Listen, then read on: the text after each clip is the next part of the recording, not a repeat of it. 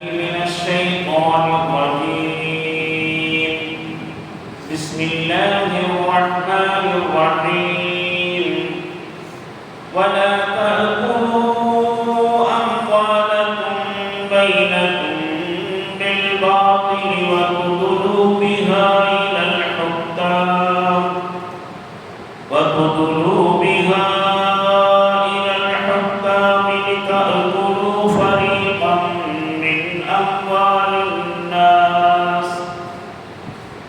لتأكلوا فريقا من أموال الناس بالإثم وأنتم تعلمون. صدق الله العلي العظيم. அளவிலா கருணை இணையில்லா கிருபையுடைய அல்லாஹ்வின் திருப்பெயரால் மேலும் நீங்கள் ஒருவர் மற்றவரின் பொருள்களை தவறான முறையில் உண்ணாதீர்கள். மேலும் பிற மனிதர்களுடைய பொருள்களில் ஏதேனும் ஒரு பகுதியை அநீதியான முறையில் தின்பதற்காக அது தவறு என நீங்கள் அறிந்திருந்தும் அதற்குரிய வாய்ப்பை பெற அதிகாரிகளை அணுகாதீர்கள். அல்லாஹ் உண்மையை கூறினான். எல்லா புகழும் நம் அனைவரையும் அவனது இல்லத்திலே அதிகாலை இபாதத்தில் ஒருங்கிணைத்த அல்லாஹு ஜல்ல ஷானஹு தஆலாவுக்கு உரித்தானது. ஸலாத்தும் ஸலாமும் நபிகளார் ஸல்லல்லாஹு அலைஹி வஸல்லம் அவர்கள் மீதும் அவர்களது வழிகாட்டுதலை பின்பற்றி நடக்கும் நல்லடியார் அனைவர் மீதும் குறிப்பாக இங்கு கூடியிருக்கும் நம் அனைவர் மீதும் என்றும் உண்டாகட்டுமாக. அன்புக்கும் மரியாதைக்கும் உரிய அல்லாஹ்வின் நல்லடியார்களே, திருக்குர்ஆன் ஷரீஃபினுடைய சூரத்துல் பக்ரா எனப்படும் 2வது அத்தியாயத்தின் 188வது வசனம் ஓதி காண்பிக்கப்பட்டு மொழிபெயர்ப்பும் வாசிக்கப்பட்டுள்ளது. அல்லாஹ் ஜல்ல ஷானஹு தஆலா குறிப்பிட்ட இந்த வசனத்திலே எத்தகைய பாடங்களை உள்ளடக்கி இதனை இறக்கியுள்ளானோ அவற்றை சரியான முறையில் விளங்குவதற்கும் அதன்படி செயல்படுவதற்கும் அல்லாஹ் நம் அனைவர்களுக்கும் அருள்பாலிப்பானாக. திருக்குர்ஆனுடைய இந்த வாசகத்திற்கு 2 பொருள்கள் இருக்கின்றன. முதலாவது பொருள், ஆட்சியாளர்களுக்கு லஞ்சம் கொடுத்து சட்டத்திற்கு புறம்பாக காரியத்தை சாதித்துக் கொள்வதற்கு முயற்சி செய்யாதீர்கள். இது ஒரு கருத்து. உலகத்தில் மனுஷன் தன்னுடைய காரியத்தை சாதித்துக் கொள்வதற்காக வேண்டி எதையும் செய்கிறான். அதுவும் இன்றைய காலகட்டத்தில் இந்த முறை, இந்த செயல்பாடு வரம்பு கடந்திருக்கிறது. தன்னுடைய காரியத்தை சாதித்துக் கொள்வதற்கு யாரை அணுகினால் நடக்கும் என்று தெரிந்து வைத்திருக்கிறான். சம்பந்தப்பட்டவர்களை சந்திக்கிறான், அவரிடத்தில் பேச்சுவார்த்தை நடத்துகிறான். பேச்சுவார்த்தையுடைய ஒரு பகுதியாக அந்த காரியத்தை சாதித்துக் கொள்வதற்காக கணிசமான பணத்தை கொடுக்கிறான், லஞ்சத்தை கொடுக்கிறான். லஞ்சத்தை பற்றி ஹதீஸிலே தெளிவான முறையிலே வந்திருக்கின்றன. லஞ்சம் கொடுப்பவரும் லஞ்சம் வாங்குபவரும் நரகத்திலே. கொடுப்பது மட்டுமல்ல, வாங்குவது மட்டுமல்ல தவறு, கொடுப்பதும் தவறு தான். இன்றைக்கெல்லாம் இது ஒரு சர்வசாதாரணமான விஷயமாக மாறி இருக்கிறது. உதாரணமாக, ஒரு டிரைவிங் லைசன்ஸ் எடுக்க வேண்டும் என்று சொன்னால் அதற்கே உரிய பல முறைகள் இருக்கின்றன. முதலிலே வண்டி ஓட்டுவதற்கு பயிற்சி எடுத்துக்கொள்ள வேண்டும். அந்த பயிற்சியின் அடிப்படையில் அதிகாரிகளுக்கு முன்னால் அதனை ஓட்டி காண்பிக்க வேண்டும். முன்னதாக LLR என்று ஒன்று எடுப்பார்கள். பிறகு குறிப்பிட்ட காலத்திற்கு பிறகு சில தேர்வுகள் கூட நடத்தப்படும். அந்த தேர்வில் ஒன்று இந்த சாலைகளில் இருக்கக்கூடிய சின்னங்கள், வைத்திருக்கக்கூடிய சின்னங்களை புரிஞ்சு வச்சிருக்கிறது. எந்த போர்டு வச்சா அதுக்கு என்ன அர்த்தம் அது கேட்பாங்க. கம்ப்யூட்டருக்கு முன்னாடி கூட உட்கார வைத்துக்கொண்டு கூட சிலதையெல்லாம் நோட் பண்ண வைப்பாங்க. அதற்கு பிறகு அதிகாரிகளுக்கு முன்னால் வாகனத்தை ஓட்டி காண்பிக்க வேண்டும், ட்ரையல் என்று சொல்லுவார்.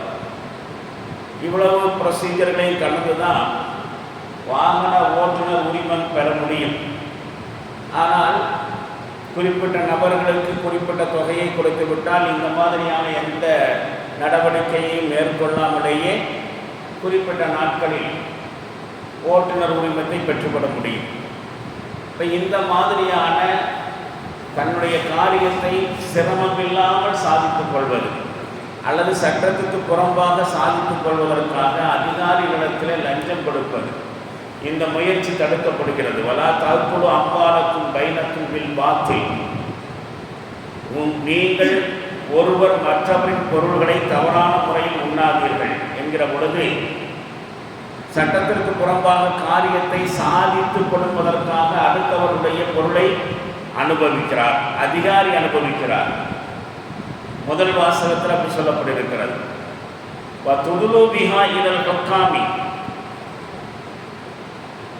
உங்களுடைய பொருள் இல்லை என்று தெரிந்திருந்தும்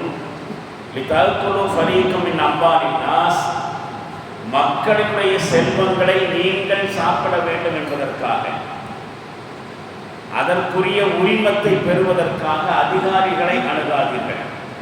ஹுக்காம் என்கிற வார்த்தை ஹக்கீம் என்பதனுடைய பண்பை, ஹக்கீம் என்று சொன்னால் அறிவாளி, ஞானி என்கிற அர்த்தத்தோட அதிகாரிகள் என்கிற பொருளும் இருக்கிறது. அப்போ காரியங்களை சாதித்துக் கொள்வதற்காக அதிகாரிகளை அணுகாதீர்கள். ஒரு செல்வம் இருக்கிறது அல்லது சில சொத்துக்கள் இருக்கின்றன, அந்த சொத்து நீண்ட காலமாக ஒரு ப்ராப்பர்ட்டி பயன்படுத்தாமல் அப்படியே இருக்கு. அது ஒரு நிலமாக இருக்கலாம், அல்லது ஒரு வீடாக இருக்கலாம், அல்லது ஒரு கடையாக இருக்கலாம், அல்லது அது மாதிரி ஏதாவது ஒரு ப்ராப்பர்ட்டி பயன்பாட்டில் இல்லாமல் நீண்ட நாட்களாக அப்படி கிடக்குது. இப்போ ஒரு ஆளுக்கு அதை பார்த்தோன்னே இதை எப்படியாவது நாம் கைவசப்படுத்திடணும் அப்படின்னு நினைக்கிறார். அந்த இடத்துக்குரியவரும் இருக்கார், அந்த சொத்துக்குரியவரும் இருக்கிறார். ஆனால் அவர்கிட்ட அந்த சொத்துக்கான ஆவணங்கள் இல்லை. உரிமையாளர் யாரோ அவரிடத்தில் சொத்துக்கான டாக்குமெண்ட்ஸ் இல்லை. இது ஒரு ஆளுக்கு தெரிய வருது. இந்த ப்ராப்பர்ட்டி யாருக்கு சொந்தமோ அவரிடத்தில் அதற்கான டாக்குமெண்ட்ஸ் இல்லை என்று தெரிய வந்தால் வேறு ஏதாவது போலி ஆவணங்களை தயார் செய்தோ வேறு ஏதேனும் ஒரு வகையிலோ அதிகாரிகளை கையிலே போட்டுக்கொண்டு அந்த சொத்தை அபகரிப்பதற்கு முயற்சி செய்யாதீர்கள். வில் இஸ்மி என்கிற வார்த்தை அநியாயமான முறையிலே, பாவமான முறையிலே ஒரு செல்வம் அல்லது ஒரு சொத்து வேறு ஒருவருக்குரியதுதான் அப்படிங்கிறது உங்களுக்கு நன்றாக தெரிந்திருந்தும் கூட அதற்குரிய ஆதாரங்கள் அவருக்கு இல்லை என்பதனாலேயோ அல்லது வேறு ஏதாவது குயுக்தியை பயன்படுத்தி அதை நம்ம கைவசப்படுத்திக் கொள்ள முடியும் என்று நினைச்சோ அதை குறித்து வழக்கு சொல்வதற்காக நீதிமன்றத்திற்கு போகாதீங்கன்னு அர்த்தம். அப்போ அந்த மாதிரி போலியான ஆவணங்களை தயாரித்து அல்லது வேறு வகையில் அதிகாரிகளை கைக்குள்ள போட்டுக்கொண்டு ஆதாரம் இல்லாத டாக்குமெண்ட் இல்லாத சொத்துக்களை கையகப்படுத்த அதிகாரிகள் நீதிமன்றத்துக்கு போகாதீங்க, வழக்குக்காக போகாதீங்க. அந்த மாதிரி நீங்கள் போனால் நீதிபதியாக இருக்கக்கூடிய ஆளு வழக்குக்குரிய ஆதாரங்களை பரிசோதித்து அந்த செல்வத்தை அந்த சொத்தை ஒரு நாள் உங்கள்கிட்ட தந்துடலாம். நீங்கள் கொடுக்கக்கூடிய டாக்குமெண்ட்டுகளை வைத்து நீங்கள் தான் அதனுடைய உரிமையாளர் என்று உங்கள் பக்கம் சார்பாக உங்களுக்கு தீர்ப்பை நீங்கள் வாங்கிடலாம். ஆனால் அந்த மாதிரி ஒரு நீதிபதி கொடுக்கக்கூடிய அந்த தீர்ப்பு இருக்குதே, அது தவறாக சப்மிட் பண்ணப்பட்ட, தவறாக கட்டமைக்கப்பட்ட ஆதாரங்கள், தவறான தரவுகள் மூலமாக நீதிபதியையே ஏமாற்றியதுடைய விளைவுதான். நீங்கள் உரிமையாளராக நீதிமன்றத்தின் மூலமாக ஆகலாம், ஆனால் ஒரு தவறை நீங்கள் ரெண்டாக செய்திருக்கிறீர்கள். அடுத்தவர்களுடைய ப்ராப்பர்ட்டியை அபகரிக்கிறதும் அப்படின்னு நினைச்சது ஒரு தப்பு. அதன் அடிப்படையில் அதை அபகரிக்கிறதுக்காக வேண்டி நீங்கள் நீதிபதியை ஏமாற்றிருக்கிறீங்க. இது ரெண்டாவது குற்றமாகி விடுகிறது. இப்போ இந்த மாதிரி நீங்கள் நீதிபதியை ஏமாற்றியதுடைய விளைவாகத்தான் அந்த ப்ராப்பர்ட்டி உங்களுடைய கைகளில் வருகிறது. அதனால் நீதிமன்றத்திலிருந்து அந்த சொத்துக்கான உரிமையை நீங்கள் கைவசப்படுத்தினாலும் உண்மையில் நீங்கள் அதனுடைய நியாயமான உரிமையாளர்களாக இல்லை. அல்லாஹ்விடத்திலே உங்களுக்கு அது ஹராமானதாகவே இருக்கும். வலா தஅக்குலு அம்வாலக்கும் பைனக்கும் பில் பாத்தில், நீங்கள் ஒருவர் மற்றவரின் பொருள்களை தவறான முறையிலே உண்ணாதீர்கள். வதுதுலு பிஹா இலல் ஹுக்காமி தஅக்குலு ஃபரீகம் மின் அம்வாலின் நாஸி பில் இஸ்மி வஅன்தும் தஅலமூன், தெரிந்து கொண்டே பிற மனிதர்களுடைய சொத்துக்களினுடைய ஒரு பகுதியை அநியாயமான முறையில் நீங்கள் அனுபவிப்பதற்காக அது தவறு என்று தெரிந்திருந்தும் அதற்குரிய வாய்ப்பை பெற அதிகாரிகளை அணுகாதீர்கள். நபிகளார் ஸல்லல்லாஹு அலைஹி வஸல்லம் அவர்கள் கூறியதாக ஹதீஸிலே இவ்வாறு வந்துள்ளது. உம்மு ஸலமா ரலியல்லாஹு அன்ஹா அறிவிக்கிறாங்க. புகாரியில் பதிவு செய்யப்பட்டிருக்கக்கூடிய தகவல். புகாரி மட்டுமல்ல, முஸ்லிம் இன்னும் சில பல ஹதீஸ் தொகுதிகளிலும் இந்த செய்தி பதிவு செய்யப்பட்டிருக்கிறது. நபி ஸல்லல்லாஹு அலைஹி வஸல்லம் அவர்கள் ஒரு தடவை சமூகத்தை பார்த்து சொல்கிறாங்க, இன்னமா அன பஷர், நான் ஒரு மனுஷன் மட்டும்தான். இன்னக்கும் தஹ்தஸிமூன இலைய, நீங்கள் உங்களுடைய வழக்குகளை என்னிடத்திலே கொண்டு வருகிறீர்கள்.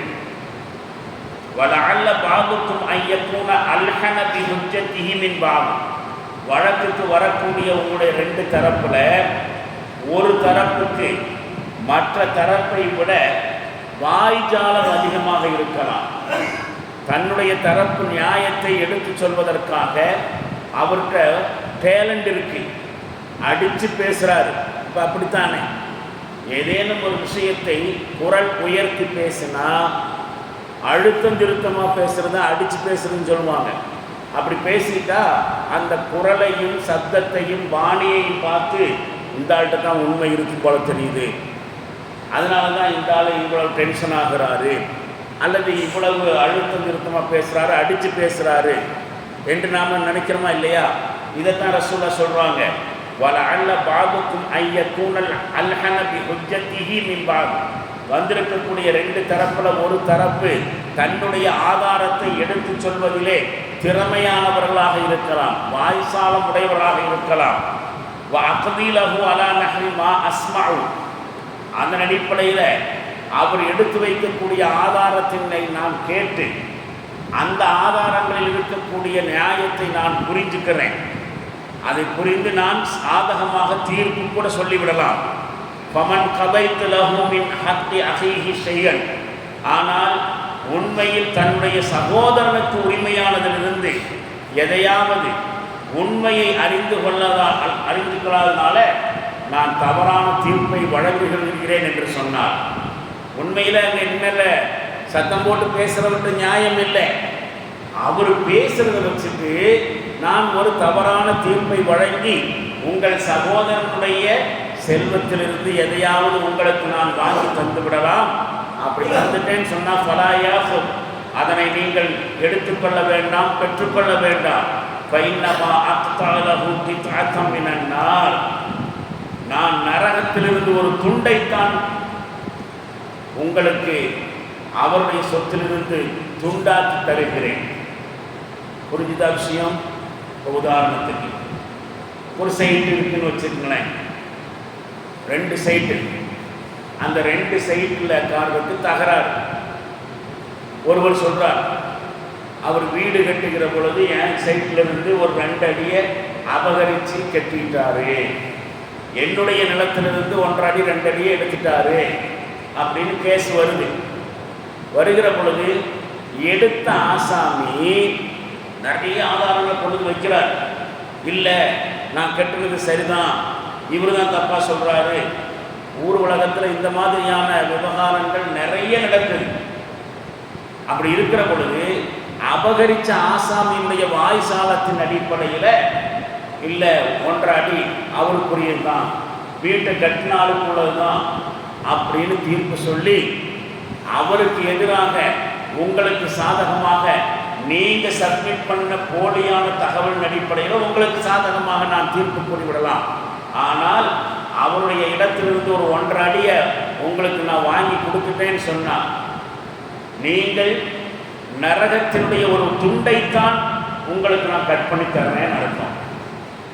அவருடைய இடத்திலிருந்து 1.5 அடியை உங்களுக்கு நான் பிடுங்கி தரல, நரகத்தின் ஒரு துண்டைத்தான் அவரிடமிருந்து நான் கட் பண்ணி தர்றேன் அதனால் அதை வாங்கிடாதீங்க என்று நபி ஸல்லல்லாஹு அலைஹி வஸல்லம் சொல்வார்கள்.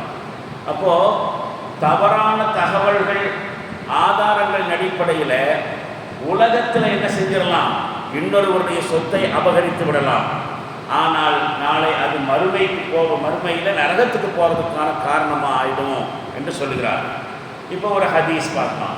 ஹதரத் ஜாபிர் ரலியல்லாஹு அன்ஹு அவர்கள் அறிவிக்கிறாங்க, ஜாத் இம்ராத் சஅத் இப்னு ரபீ, சஅத் இப்னு ரபீ என்று சொல்லக்கூடிய ஒரு நபித்தோழருடைய மனைவி நபி ஸல்லல்லாஹு அலைஹி வஸல்லம் வர்றாங்க. இலா ரசூலுல்லாஹி ஸல்லல்லாஹு அலைஹி வஸல்லம் ஃபகாலத், ரசூலுல்லாஹி ஸல்லல்லாஹு அலைஹி வஸல்லம் வந்து சொல்லுவாங்க, யா ரசூலல்லாஹ் ஹாத்தானி இப்னத்தா சஅத் இப்னு ரபீ, அல்லாஹ்வின் தூதர் அவர்களே, இந்த ரெண்டு பேரும் என்னுடைய கணவர் சஅத் இப்னு ரபீ அவர்களுடைய பெண் குழந்தைகள். அந்த மாதிரி வரும்போது ரெண்டு பெண் குழந்தைகளை கையில் பிடிச்சி கூட்டிகிட்டு வர்றாங்க. கூட்டிகிட்டு வந்து அந்த ரெண்டு பொட்ட பிள்ளைகளை காமிச்சு, இந்த ரெண்டு பெண் குழந்தைகளும் சஅத் இப்னு ரபீயுடைய குழந்தைகள், என்னுடைய கணவர் சஅதுக்கும் எனக்கும் பிறந்த குழந்தைகள். குத்தில அபூஹுமா மஅக ஃபீ உஹதின் ஷஹீதா, இவர்களுடைய தந்தை உங்களோட உஹது யுத்தத்தில் கலந்து கொல்லப்பட்டு ஷஹீதாயிட்டார். ரெண்டு பிள்ளைகளும் எத்தீமாக இருக்கிறாங்க, நானும் ஆதரவற்ற ஒரு அனாதையாக இருக்கிறேன். பாப்பா மௌத்தாயிட்டார், அது எங்கே, உஹுதில் கொல்லப்பட்டு ஷஹீதாயிட்டார், உங்கள் கூட தான் கலந்துக்கிட்டார். வ இன்ன அம்மஹுமா அகத மாலஹுமா, இந்த சஅத் அவர்களுடைய சகோதரன், அதாவது இந்த ரெண்டு பேருடைய சித்தப்பா, இந்த ரெண்டு பெண்களுக்குரிய சொத்துக்களை செல்வங்களை அபகரிச்சிட்டாரு. பலம் எதாலகுமா மாலன், அபகரிச்சது மட்டுமல்ல, இந்த ரெண்டு பொட்ட பிள்ளைகளுக்கு கூட எதையுமே விட்டு வைக்கல. வலா யுத்தகான் இல்லா வலகுமா மாலும், இந்த பிள்ளைகள் வளர்ந்து வருகிற பொழுது செல்வம் இல்லாமல் நான் எப்படி இந்த இரண்டு பேர்களை கல்யாணம் முடிச்சு கொடுப்பேன், இந்த ரெண்டு பிள்ளைகளை திருமணம் முடித்து கொடுப்பதற்கு வசதிகள் இல்லையே என்று சொன்னோடனே புகார் சொன்னாங்க அல்லாஹ்வுடைய தூதர்கிட்ட வந்து, இந்த ரெண்டு பிள்ளைகளுடைய சித்தப்பா என் கணவர்களுடைய சகோதரர், என் கொழுந்தனார், இந்த சொத்துக்களை எல்லாம் என்ன செஞ்சார், அவரே எடுத்து இந்த பிள்ளைகளுக்கு எதுவும் கொடுக்காம விட்டார். சொத்து சஅத் இப்னு ரபீயுடையது, என் கணவருடையது, அவரே எடுத்துக்கிட்டாரு அப்படின்னு சொன்னார். நபி ஸல்லல்லாஹு அலைஹி வஸல்லம் சொன்னாங்க, யத்லுபாஹு ஃபீ தாலிக், இது விஷயமாக அல்லாஹ் ஏதாவது ஒரு தீர்ப்பு சொல்லுவான், கொஞ்சம் பொருள். ஏன்னா அதுவரைக்கும் சொத்து உரிமை சம்பந்தப்பட்ட வசனங்கள் இறங்கலை, குர்ஆன் போல அல்லாஹ்விடமிருந்து வஹியாக வரலை.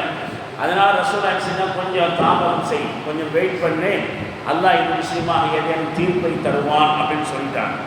அந்த சமயத்தில் தான் அந்த ஹதீஸுடைய அறிவிப்பாளர் ஜாபிர் ரலியல்லாஹு அன்ஹு சொல்கிறாங்க, ஃபனஸலத்து ஆயத்துல் மீராஸ், இந்த சந்தர்ப்பத்தில் தான் வாரிசுரிமை சம்பந்தப்பட்ட வசனம் இறங்குச்சு. அது எது, சூரத்துல் நிசா என்கிற 4வது அத்தியாயத்தில் 10, 11வது வசனம். அப்போ ரசூலுல்லாஹ் என்ன செய்வாங்க, ஃபாரிஸல ரசூலுல்லாஹி ஸல்லல்லாஹு அலைஹி வஸல்லம் இலா அம்மஹுமா, இந்த ரெண்டு பிள்ளைகளுடைய சித்தப்பா அவருக்கு ஆளை சொல்லி விட்டு வர வச்சாங்க. வர வச்சு அவர்கிட்ட சொன்னாங்க, இப்னத்தை சஅத் அஸ்ஸுலுஸை, சஅத் அவர்களுடைய ரெண்டு பெண் குழந்தைகளுக்கு மொத்த சொத்திலிருந்து 3/2 பாகங்களை கொடுத்துருக்கு. டோட்டல் ப்ராப்பர்ட்டியை 3ஆக டிவைட் பண்ணி அதில் 3/2 பார்ட்டுங்க இந்த ரெண்டு பொட்ட பிள்ளைகளுக்கு கொடுத்துட வேணும். உம்மஹும சுமன், இந்த ரெண்டு குழந்தைகளுடைய தாய்க்கு, உன்னுடைய அன்னைக்கு மொத்த சொத்திலிருந்து 8/1 பாகத்தை கொடுத்துடணும். வமா பக்கிய ஃபஹுவலக்க, மிச்சமானது உனக்கு என்று சொன்னார்கள். அப்போ நீ நேரடி வாரிசுதாரன் இல்லை, உங்கள் அண்ணன் இறந்து போயிட்டாருங்கிறதுக்காக அண்ணனுடைய சொத்தை அப்படியே எடுத்துக்க முடியாது. நேரடி வாரிசு என்று சொன்னால் மனைவியும் குழந்தைகளும் தான். அதே மாதிரி தாய் இருந்தால் தாயும் வருவாங்க, இறந்து போனவருக்கு தாய். இப்போ அவங்க ரசூலா சொன்னாங்க, அந்த வசனத்தின் அடிப்படையில் 4வது அத்தியாயத்தினுடைய 11வது வசனம் இந்த செய்தியை சொல்லுது. இறந்து போனவருக்கு பெண் மக்கள் 1க்கு மேற்பட்டவர்கள் இருந்தால், ஆண் குழந்தை இல்லாமல் பெண் குழந்தைகள் 1க்கு மேற்பட்டிருந்தால் டோட்டல் ப்ராப்பர்ட்டியில் 2/3 அவங்களுக்கு கொடுத்துடணும். இறந்து போனவருக்கு குழந்தை இருந்தால் இறந்து போகிற மனைவிக்கு 8/1 பாகம் கொடுக்கணும்னு 4வது அத்தியாயத்துடைய 11வது வசனம் அப்போ தான் இறங்குது. அதை சொல்லி அந்த சஅத் இப்னு ரபீ ரலியல்லாஹு அன்ஹுடைய சகோதரன்கிட்ட சொல்லியிருக்காங்க, இந்த 2 பேருக்கு 2 தரப்பாக இருக்குது, 2 பெண் குழந்தைகளுக்கு மொத்த சொத்திலிருந்து 3/2 பாகம், இந்த அம்மாவுக்கு மொத்த சொத்துலேருந்து 8 ரூபாய் கொடுத்தது போக மிச்சம் உள்ளதை நீ வைத்துக்கலாம் என்று சொல்லிட்டாங்க. இது 11வது வசனம். ஆனால் இந்த 11வது வசனத்துக்கு முன்னாடி இந்த வசனம், இந்த டீட்டெயில்ஸை வர்றதுக்கு முன்னாடி 10வது வசனத்தில் ஒரு செய்தி சொல்லிட்டுனா அல்லாஹ் இந்த சொத்து பங்கேற்க சொல்கிறான். அந்த 10வது வசனம் என்ன சொல்லுது? இன்னல்லதீன யஅகுலூன அம்வாலல் யதாமா குல்மன், அனாதைகளுடைய சொத்துக்களை யார் அநியாயமாக உண்கிறார்களோ, அனாதைகளுடைய சொத்துக்களை யார் அநியாயமாக உண்டு விடுகிறார்களோ, இன்னமா யஅகுலூன ஃபீ புத்தூனிஹிம் நாரா, உண்மையில் அவர்கள் தன்னுடைய வயிறுகளில் நரகத்தின் நெருப்பைத்தான் நிரப்பிக் கொள்கிறார்கள். அனாதையுடைய சொத்தை அபகரிச்சா அது அனாதை சொத்தை ஆட்டை போட்டது அல்ல, நரக நெருப்பைத்தான் வயிற்றுகளில் நிரப்பிக் கொள்கிறார்கள். வஸயஸ்லவுன ஸஈரா, அதிவிரைவில் அவர்கள் கொழுந்து விட்டெறியும் நரக நெருப்பில் வீசி எறியப்படுவார்கள் அப்படின்னு இந்த 4வது அத்தியாயத்தினுடைய 10வது வசனம் இந்த எதீம்களுடைய சொத்துக்களை அபகரித்து சாப்பிட்றத நரக துண்டுகளை சாப்பிட்ற மாதிரி. மேலே சொன்ன ஒரு வழக்கு சம்பந்தமான விஷயத்தில் ரசூலா சொன்னாங்க இல்லையா, 2 பேர் எங்கிட்ட வழக்கை கொண்டு வர்றீங்க, 2ல் ஒரு ஆள் அவருடைய வாய் திறமையின் காரணமாக தனக்கு சாதகமாக நிறைய பேசுகிறாரு, அவரை பேசுகிறத கேட்டு நான் தப்பாக ஜட்ஜ்மெண்ட் பண்ணி உங்கள் சகோதரனுடைய சொத்திலிருந்து எதையாவது வாங்கி உங்கள்கிட்ட தந்துடலாம், அப்படி தந்துட்டா அதை எடுத்துட்டாதீங்க, அது நரக நெருப்பினுடைய ஒரு துண்டத்தை நான் பிச்சு கொடுத்துருக்கிறேன்னு அர்த்தம் சொன்னாங்க இல்லையா. அதுதான் இந்த வசனத்திலே சொல்லப்படுகிறது. என்ன சொல்லப்படுகிறது? யார் அநியாயமான முறையில் அனாதைகளுடைய சொத்தை அபகரித்து உண்கிறார்களோ உண்மையில் அவர்கள் தங்களுடைய வயிறுகளிலே நரக நெருப்பைத்தான் நிரப்பிக் கொள்கிறார்கள், விரைவில் கொழுந்து விட்டெறியும் நரகத்தில் வீசி எறியப்படுவார்கள். 10வது வசனம், 4வது அத்தியாயத்தினுடைய 10வது வசனம். இதை சொன்ன பிறகுதான் அல்லாஹ் என்ன செய்யறான்? ஒருவர் இறந்து விட்டால் அவருடைய பெண் மக்களுக்கு என்ன கொடுக்கணும், இறந்தவருடைய மனைவிக்கு என்ன பங்கு வரும் என்கிற டீட்டெயில்ஸை சொல்கிறான். அப்போ இந்த விஷயம் சொல்லக்கூடிய செய்தி அநியாயமான முறையில் அடுத்தவர்கள்ட்ட எந்த விதமான ஆதாரமும் இல்லை, அல்லது அவங்க பலவீனமாக இருக்கிறாங்க, சட்டத்தினோட துணை நமக்கு இருக்குது, கையில் காசு பணம் இருக்குது, நிறைய கான்டாக்ட் இருக்குது, எப்பவுமே அப்படித்தானே. அடுத்தவருடைய சொத்தையை அவர்கள் திருடிக் கொள்வதற்கும் அபகரித்துக் கொள்வதற்கும் இருக்கக்கூடிய காரணம் அங்கே டாக்குமெண்ட் இல்லை. அந்த ஆளு ஒன்றும் செய்ய தெரியாதவர், விவரம் தெரியாத ஆள், அந்த அறியாமையை பயன்படுத்தி கொண்டும் பலவீனத்தை பயன்படுத்தி கொண்டும் தான் அடுத்தவருடைய செல்வத்தை அபகரித்துக் கொள்கிறார்கள். அதைத்தான் இந்த வசனத்தில் அல்லாஹ் சொல்கிறான். 2வது அத்தியாயம் 188வது வசனம், வலா தஅகுலு அம்வாலக்கும் பைனக்கும் பில் பாத்தில், உங்களில் ஒருவர் மற்றவருடைய பொருளை அநியாயமான முறையிலே தவறான முறையில் உண்ணாதீர்கள். வதுகுலு பிஹா இலல் ஹுக்காமி, நீங்கள் அதிகாரியிடத்தில் செல்லாதீர்கள். லிதஅகுலு ஃபரீகம் மின் அம்வாலின் நாசி பில் இஸ்மி, மக்களுடைய செல்வங்களிலிருந்து ஒரு பகுதியை தவறான முறையில் நீங்கள் அபகரித்துக் கொள்வதற்காக அதிகாரிகளை அணுகாதீர்கள். வான்கும் தாளமும், தெரிந்து கொண்டே இந்த அக்கிரமத்தை செய்து விடாதீர்கள் என்று இந்த வசனம் சொல்கிறது. அல்லாஹ் ஜல்ல ஷானஹு தஆலா இந்த வசனத்திலே எத்தகைய எச்சரிக்கையோடு இந்த செய்தியை சொன்னானோ அதனை சரியான முறையில் விளங்குவதற்கும் அதன்படி செயல்படுவதற்கும் மற்றவரிடத்தில் பிரச்சாரம் செய்வதற்கும் அல்லாஹ் நம் அனைவர்களுக்கும் அருள் பாலிப்பானாக. வாஹிர் தாவானா அல்ஹம்துலில்லாஹி ரப்பில் ஆலமீன். அஸ்ஸலாமு அலைக்கும் வரஹ்மத்துல்லாஹி தஆலா வபரகாத்துஹு.